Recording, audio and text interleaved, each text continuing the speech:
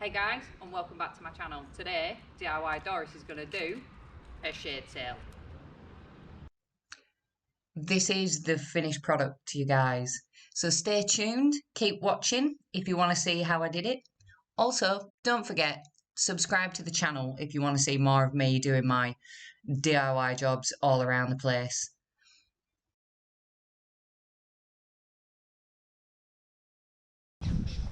So what I did, guys, was I went on buy sell swap. Somebody was selling a 3.6 metre by 3.6 metre square shade sail. So I'm going to try and get that in. So we need to do everything. We've got to fix it to the side of the house. We've got to dig some posts in. Let's get into it. Alright, so what we've got to do first is I've got to get this eye bolt, and I'm going to have to make a hole through the fascia. There was one existing eye bolt on the side of the house anyway, so hi Tob. So I'm going to drill a hole through the fascia into the rafter. I'm going to put my GoPro on my head and show you how I do that. Had to move some tiles out of the way as well, so we'll get the GoPro on my head and let's have a go at getting this bad boy in there. Alright, so what we have here is we've got a couple of rafters. One that's coming down at an angle and one that's flat, and these go all the way through into the fascia here. So what we've done is we've just lifted some of these tiles and pushed these ones back. Okay, so what we're going to do is I've made a mark and we're going to drill into there. That's missed rafter, that hole has. Alright, first fail of the day. Drilled my hole, it hasn't gone into the rafter. Let's go right next to it.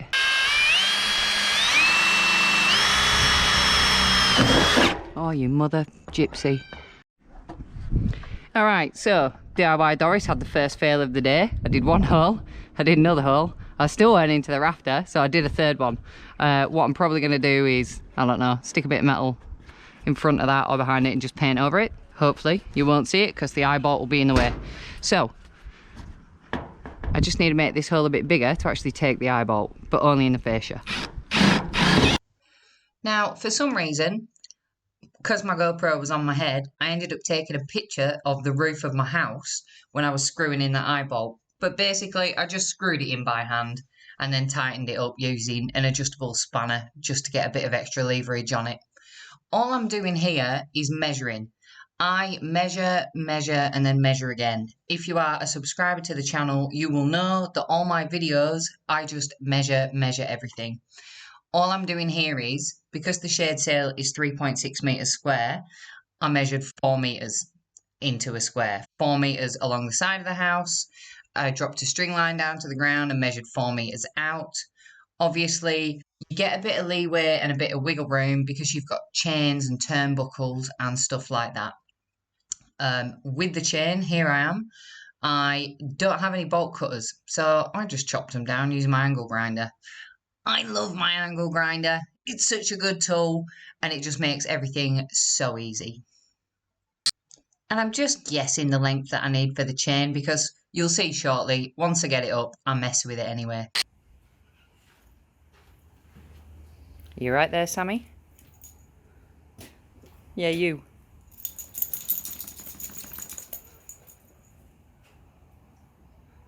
Pair of punks.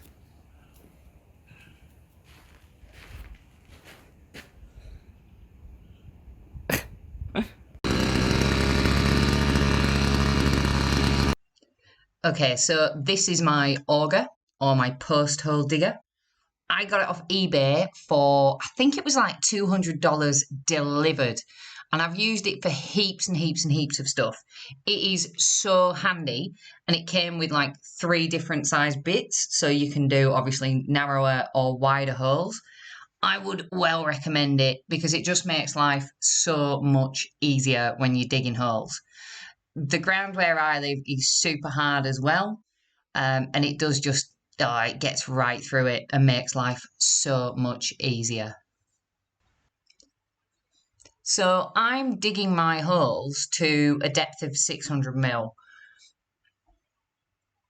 This can vary, as I understand, by whatever area you're in, dependent on what your ground's like, what your weather's like. You know, if you're in like a cyclone prone area, But yeah, for where I am, it's going 600 deep.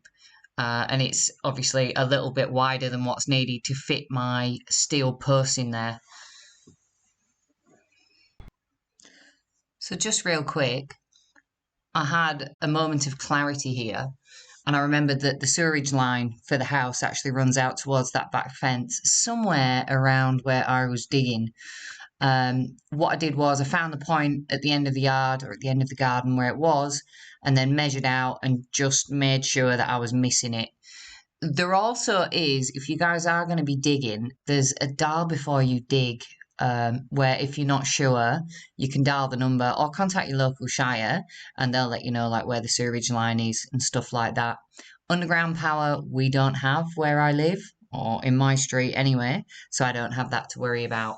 But obviously do be careful before you start digging, and if you're not sure, do it gently with a shovel. Very exciting. Dog loves it. But yeah. So now, just to go pick up the posts. Right, so we've got some D shackles. We've got loads of those, which hopefully you've already seen on going up. We've got the caps for the end of the posts. I've got some of these brackets, which are going to go, we're going to fix these straight onto the metal posts with these metal screws that are self-tapping, countersunk head apparently, and these turnbuckles.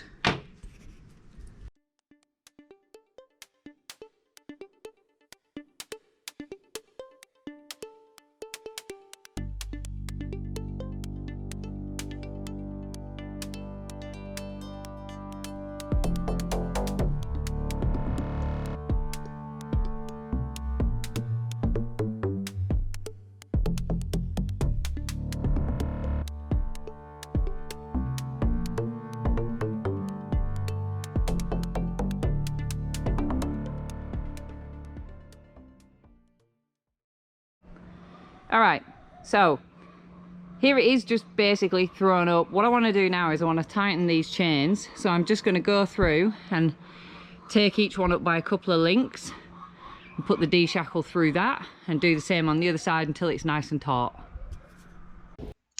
So with the steel, I went to Stratco first because I do love Stratco and awesome, and they're always really helpful and they tell you exactly what to do. However, they only had these really big excessive posts. So what I did was I went to my local steel place and found the smaller posts that I needed, and they even cut them down to size for me, which saved me a job. So I was real happy about that. So what I'm doing here is I've tapped the cap on the post, and now I'm popping that bracket onto the post. This is an arm workout and a half. Basically, just using those self-tapping metal screws and screwing it straight on. It just needs a bit of muscle, I'm afraid. There's no nice way of saying it. You just got to get it on there. I wasn't even particularly bothered about measuring it or getting it level. I just tried to get it as close to the middle as I possibly could, and yeah, ram those screws in there. There was a bit of swearing, a bit more swearing, but I got there eventually. I was quite happy with the end result.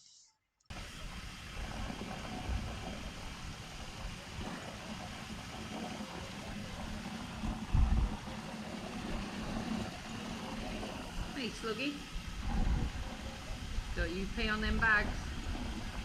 Thinking about it. Pretty self-explanatory what's happening here. I'm just filling up the holes with water, and then I've got my housemate helping as usual. He's just going to come hold those posts level, and I'm going to pour those bags of quicksets straight in there. That's my method for mixing it, because you don't even need to think about it. You just fill it up with water, tip that concrete in there until it hits the top, and make sure that your post level. Because it's quickset, it firms up fairly fast, and you can just keep it level by hand. It does make it a two-person job. If you want this to be a one-person job, you can brace those posts with some quick grips or something along those lines, but far easier just getting somebody to hold that post straight up and make sure it's level on both sides with the spirit level. So that's the first hole done, concreted in. Within a couple of minutes, it's firmed up nice enough that you can let go of it. I'll probably just kick a bit of dirt over that concrete that spilled out over the top. But you can see we just made sure it was level on both sides with the old spirit level.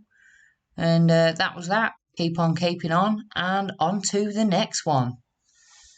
Same but different.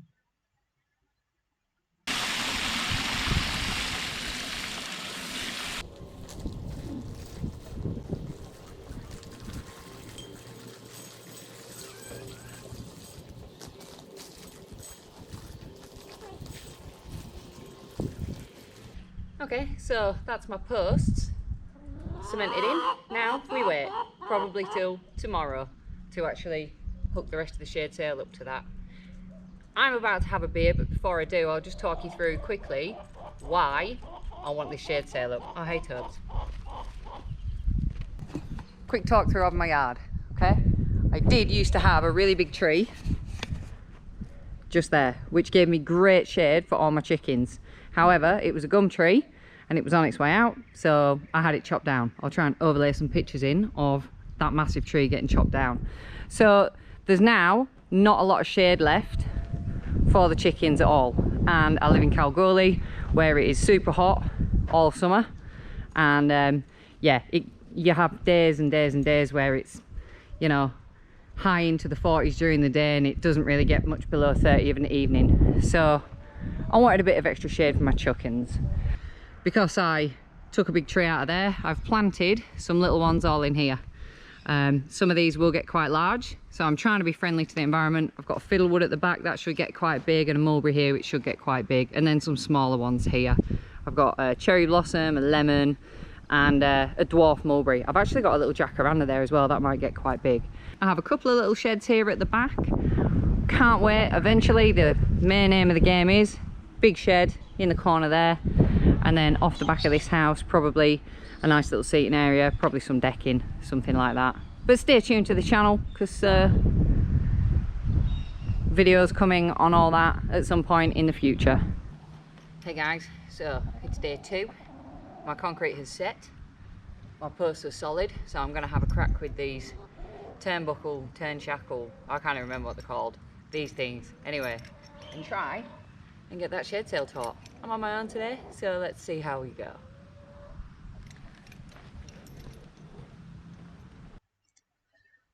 So there's no real cheats while you're doing this. It's just a lot of trial and error. You just gotta try and get it as tight as you can, and then tighten it up on each corner. Obviously, where the chain is, try and take in a couple of links of the chain, and then the turnbuckles are really handy because you literally just turn them and they tighten. There's no tools required. You just do it all by hand, and they are pretty easy. So yeah, it's just keep on keeping on until it's tight all around. What does happen as well is after a week or two, it will give a little bit, and you can just go around and tighten the turnbuckles again. And that's kind of it. Straightforward.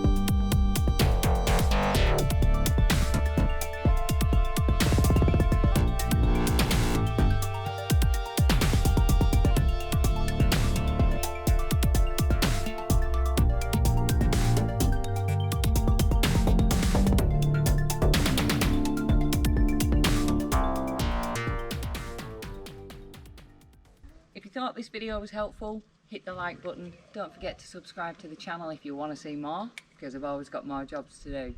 Also, please remember you can follow me on Instagram at DIY Doris. You can drop Doris a DM on there too.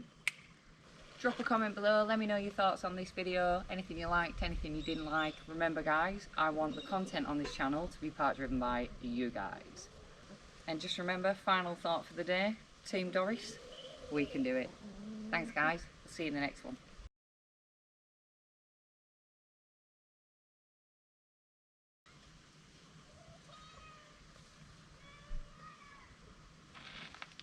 What do you want, punk? Shut up. I'm trying to do my outro. Quit wowing. What? I'm gonna be in the outro. Shush your wowing. Chickens are being quiet. Go on then, you little fat punk.